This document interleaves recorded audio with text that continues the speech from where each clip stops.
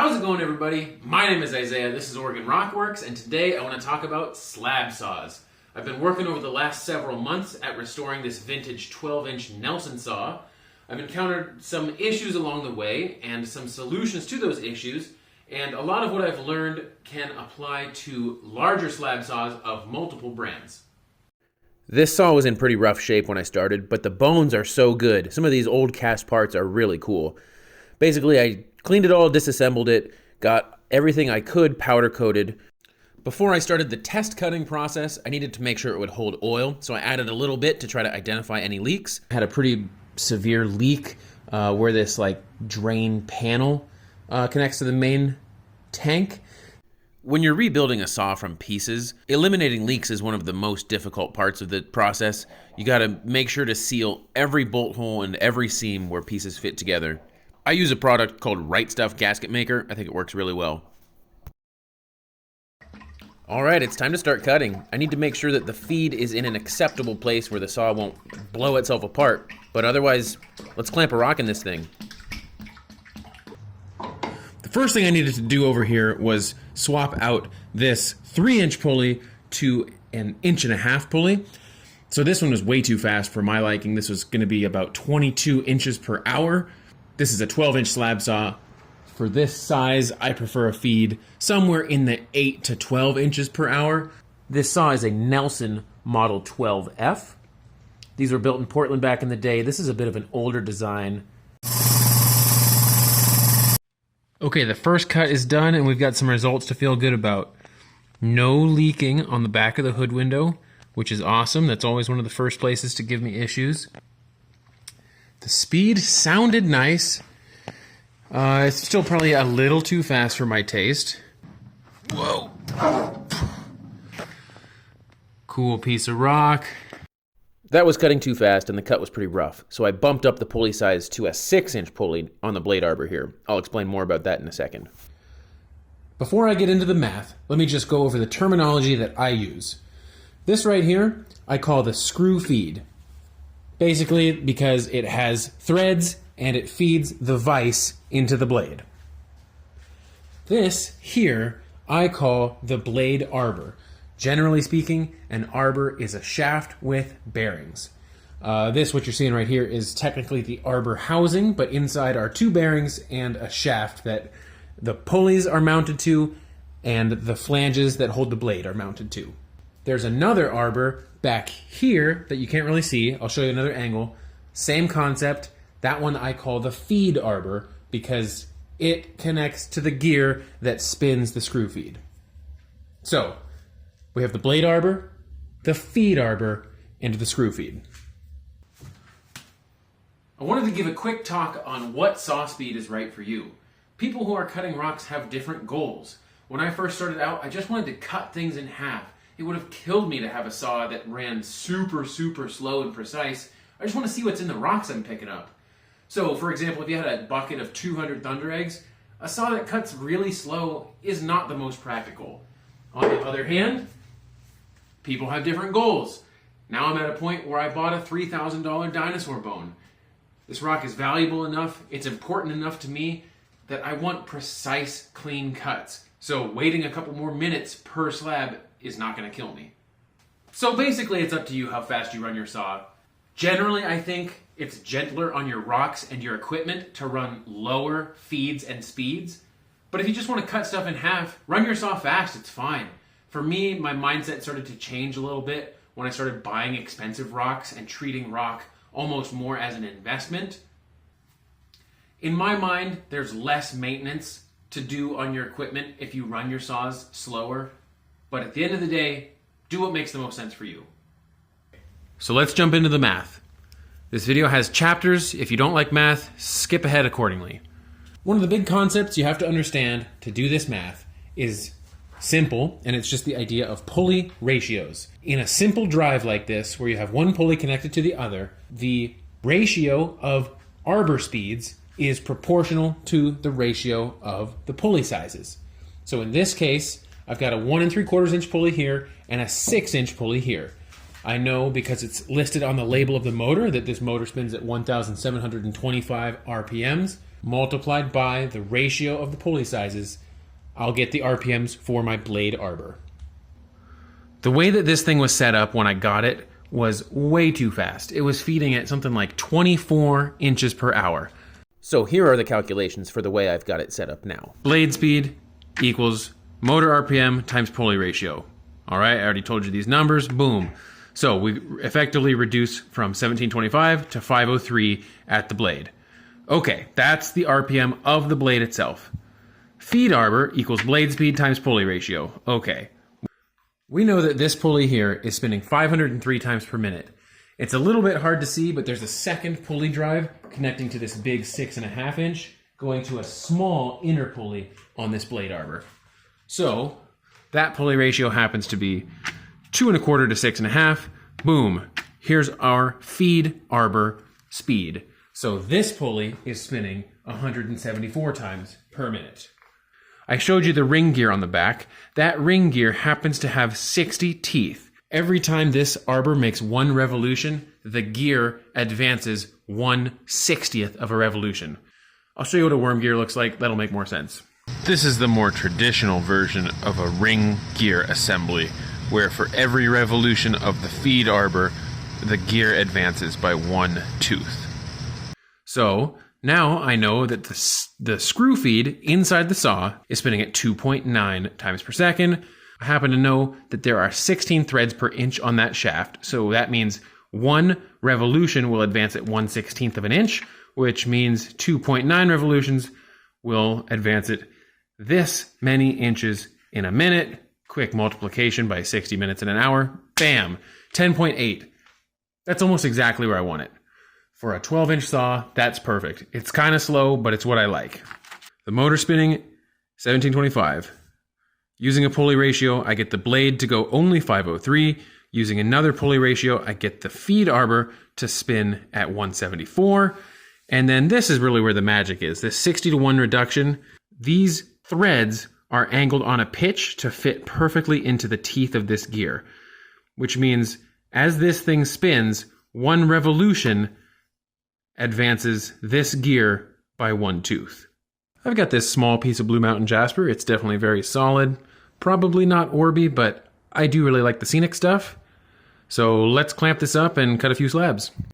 I hope you've stuck with me so far. Now that we've got the major issues resolved, it's time to just cut. Best practice is to start small and make small adjustments. No sense in maxing out your saw when you're just trying to make sure that it cuts straight and doesn't bind up. From here, fine-tuning the alignment and the cutting performance is a gradual process with a lot of variables. I'm just going to pay it lip service in this video, and I'll probably go into more detail, give it its own dedicated video in the future. Here's how that piece of Blue Mountain turned out. Very solid, if not somewhat plain, but good for cabs. All the slabs are pretty similar. But like I said, I'm sort of a sucker for the scenic stuff, so I really enjoy pieces like that. This is a 12-inch slab saw. This saw is slightly unusual because it has a ring gear and a worm gear assembly, which you'll almost always see on the large slab saws. However, most of the time on your 10, 12, and 14-inch slab saws, you'll be running 2 motors, one main motor to drive the blade, and a small gear motor that attaches directly to the screw feed.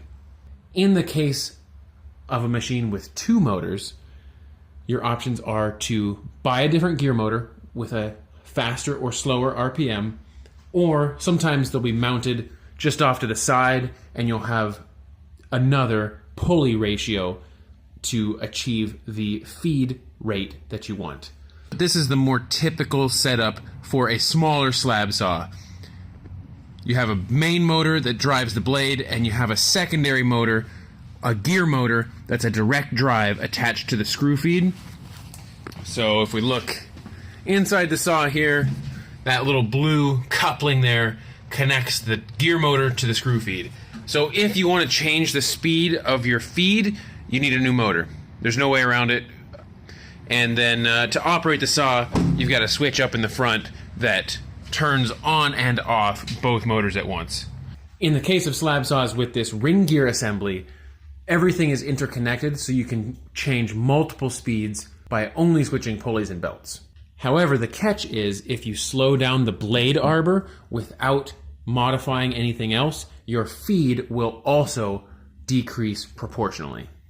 Switching gears now, I want to talk a little bit about how I clamp rocks that are difficult to fit in the vise. Sometimes you're cutting rocks that are expensive and you want to maximize yield, and sometimes you just want to cut a rock in a direction that is impossible to clamp. So, I love gluing up my rocks, and I want to show you how I do that and why I do that. So I've got this piece of Vistaite here. I've got a rough idea of how I want to orient it in the saw. I want to slab it this way. So I'm going to glue a block of wood to this bottom here. Something I do, like especially with a piece like this, that's pretty smooth on its natural surface. I'm just going to take it to one of these hard diamond wheels and rough it up a little bit. Just give the glue a bit of a more aggressive texture to bond to. Here's a rare case on a hard grinding wheel where I'm not worried about catching an edge, because all I'm trying to do is rough up this surface. I'm not worried about the finish at all.